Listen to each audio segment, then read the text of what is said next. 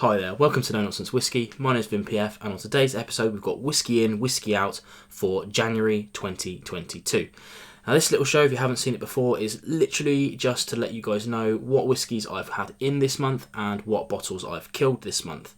It's always comes out in kind of early the next month, just to make sure that I kind of capture that entire month. And this month I've actually got something that I should have covered last month, but because it was Christmas I kind of did a few days early pre-record, and then my brother sent me a Christmas present and it missed the cut, so I'm going to actually introduce it this month instead. In fact, let's get straight onto it. We'll do straight into Whisky In, and then we'll do Whisky Out at the end. Of course, the chapters are below, so if you only want to see the bottle kills or whatever, then you can do so. Let's get into the boxed ones first, and we'll see what we've got. So yeah, the first one, I've got the Talisker Skye, which I haven't covered yet, which is really interesting. Really like Talisker, so I'm looking forward to delving into that. I've tried it a couple of times in the past, obviously, but yeah, really like that one. Let's go for another box. I have the Tamnavulin sherry cask. Picked this up for 25 quid in the supermarkets just fairly recently, for no reason other than the fact that it's usually like 40. Which is an absolute joke, by the way. Especially when you see it on the yellow ticket deals for that cheap, nearly half.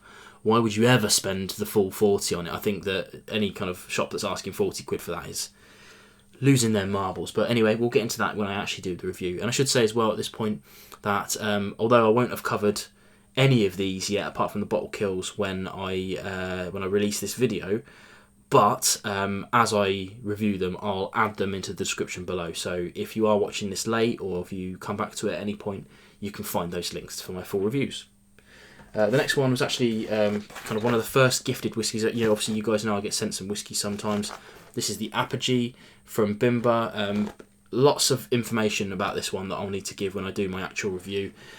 Still to decide about it, really, to be honest. But yeah, I'll do my review on that, and you can see what I think of it. Moving on then to actual bottles. You can still see all three of them. Yeah, of course you can. I'll do these next two as a duo because they both got sent to me in the same package. These are the latest releases from Heroes and Heretics. We've got a Disciples 13-year-old Macduff. Nom nom nom. You can see I've already opened these, couldn't resist. But I'm not going to tell you what I think of them just yet. And this is the new Stateside. This is the third one in the Stateside brand, and this is a George Dickel. And I think it's a 10-year-old. Yeah, there you go, 10-year-old at 50%. So not going to say much more about those at the moment, but look out for my reviews of those coming soon.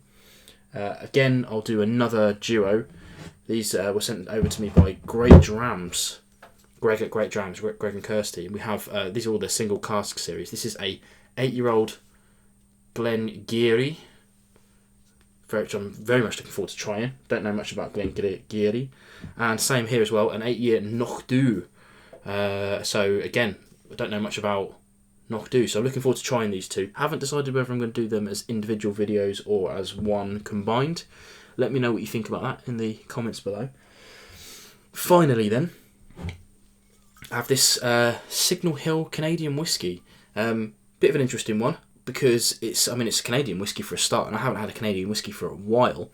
This came my way because I received a sample of it from my Whiskey Pioneer subscription and tried it. And as I always do with my sample subscriptions, I Google whatever it is that I've got that month, just to have a little look.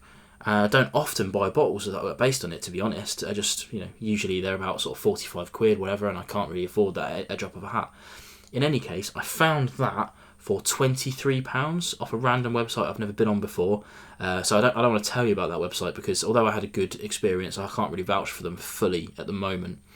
But I'll go into that when I do my actual review of it. I will sort of name drop the company I bought them off by then.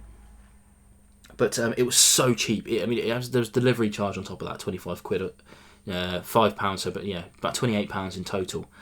But an absolute bargain for me, I think. Yeah, yes, it's 40%, but it's non-chill filtered, natural coloured, all those things that we like in a kind of bourbon-esque variety. Obviously Canadian whiskey. But lengthy way. I'll go into more detail about that bottle when I actually come around to it. So that's the Whisky In. Let's have a look at the... I've only got 2 today, 2 bottle kills for the last month, which I think is pretty good, really. We have, funnily enough, a Tamnavulin again. This is the double cask.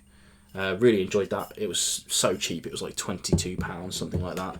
And the Wild Turkey Long Branch, which of course is the collaboration with Matthew McConaughey.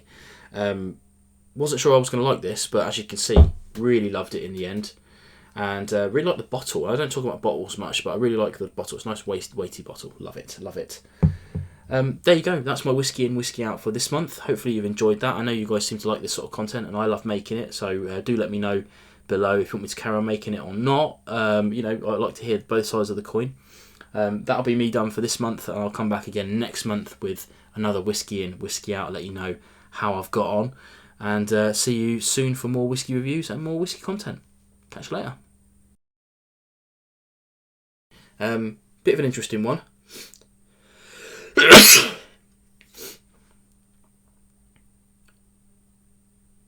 Because it's a Canadian whiskey for a start, and I haven't had a Canadian whiskey for a while.